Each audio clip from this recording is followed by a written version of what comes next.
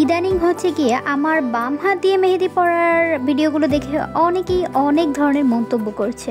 এই যেমন ধরো এই মেহেদি ডিজাইনটি বাম হাত দিয়ে তৈরি করা না, এটি হচ্ছে ডান হাত দিয়েই তৈরি করা। জাস্ট আমি পাবলিকদেরকে বলছি, শুধুমাত্র আমি কিছু ভিউর জন্য এই ধরনের কথা সবাইকে বলে বেড়াচ্ছি। আবার ধরো কিছু কিছু আর্টিস্টদের বড় বোন কিংবা বড় ভাইরা এসে এই টাইপের কমেন্ট করে, এর থেকে ভালো ডিজাইন তো আমার বোন বাম পা দিয়েও তৈরি করতে পারবে।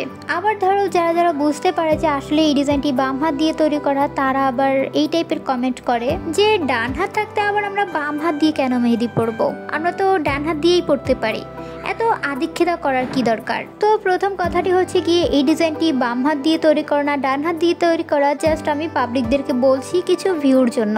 আসলে এই ডিজাইনটি বাম হাত দিয়ে তৈরি করা কি করা না সেটা আমার ফলোয়ার্সরা খুব ভালো করেই জানে। আর দ্বিতীয় কথাটি হচ্ছে গিয়ে ভিউজ, আমি ভিউজের জন্য নাকি এই ধরনের কথাগুলো বলে থাকি, তাই না?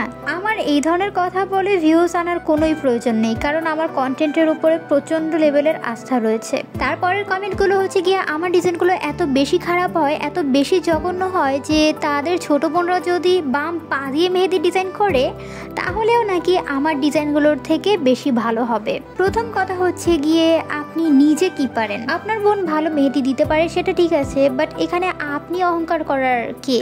আপনি কেন শো অফ করছেন? আপনার বোন যেহেতু বাম পা দিয়েও মেহেদি দিতে পারে তার মানে সে অবশ্যই অনেক বড় একজন আর্টিস্ট, তাই না? আপনার বোন যেহেতু সে বাম পা দিয়েও মেহেদি দিতে পারে তাহলে সে নিঃসন্দেহে অনেক বড় একজন আর্টিস্ট। এত বড় একজন আর্টিস্টের সাথে আমার তুলনা দেয়া এটাই তো বোকামো। আমি কখনোই বলি না যে আমি অনেক ভালো মেহেদি দিতে পারি, আমার ডিজাইনগুলো বেস্ট। আমি চেষ্টা করি ভালোভাবে ডিজাইন তৈরি করার, বাট আমি কখনোই বলি না যে আমার ডিজাইনগুলো বেস্ট। আর হচ্ছে গিয়ে আমি নাকি ন্যাকামো করি, ন্যাকামো করে ডান হাত দিয়ে মেহেদি না পরে বাম হাত দিয়ে কেন মেহেদি পরি। আমার বাম হাত দিয়ে মেহেদি পরার অনেকগুলোই কারণ রয়েছে। তো প্রথম দিকে যখন আমি ভিডিও বানাতাম তখন আসলে অত ভালো করে সবকিছু বুঝতাম না, কিভাবে মেহেদি বানাতে হয়, কি করলে অনেকগুলো ডিজাইন একসাথে তৈরি করতে পারবো, কি করলে মেহেদিতে কালার হবে না, এই সম্পর্কে তেমন কোনো আইডিয়াই ছিল না আমার। যার কারণে দেখা যায় গিয়ে সপ্তাহে আমি একটা ভিডিও বানাতে পারতাম, সর্বোচ্চ হলে 2 কি 3টে, এর বেশি আর ভিডিও বানাতে পারতাম না। তবে এতটা ডিস্টেন্স, এতটা গ্যাপ রেখে ভিডিও আপলোড করলে তাহলে তো আমার চ্যানেল তো ওঠা তো দূরের কথা, ডাউনের দিকেই যাবে। আর এই কারণে হচ্ছে গিয়ে আমার বাম হাতেও প্র্যাকটিস করা হয়, যে বাম হাতেও মেহেদি দেওয়া হয়। তো এই প্র্যাকটিস করতে করতেই হচ্ছে কি আমি ডান হাত বাম হাত 2 হাত দিয়েই মেহেদি পড়তে পারি।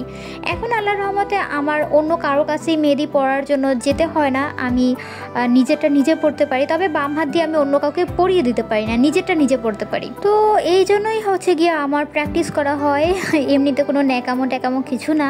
আর এই কারণেও হচ্ছে গিয়ে আমি বাম হাত দিয়েও মেহেদি পড়তে পারি। ও আরেকটি কথার তো অ্যান্সার করলামই না, যে এই আমার এটা ডান হাত না বাম হাত এটা তোমরা কিভাবে বুঝবে। একটু ভালোভাবে লক্ষ্য করো যে আমি যেই হাত দিয়ে মেহেদি পড়ছি ওই হাতে কিন্তু বেশ বড় বড় নখ আছে, যেই নখগুলো আমার ডান হাতে কিন্তু নেই।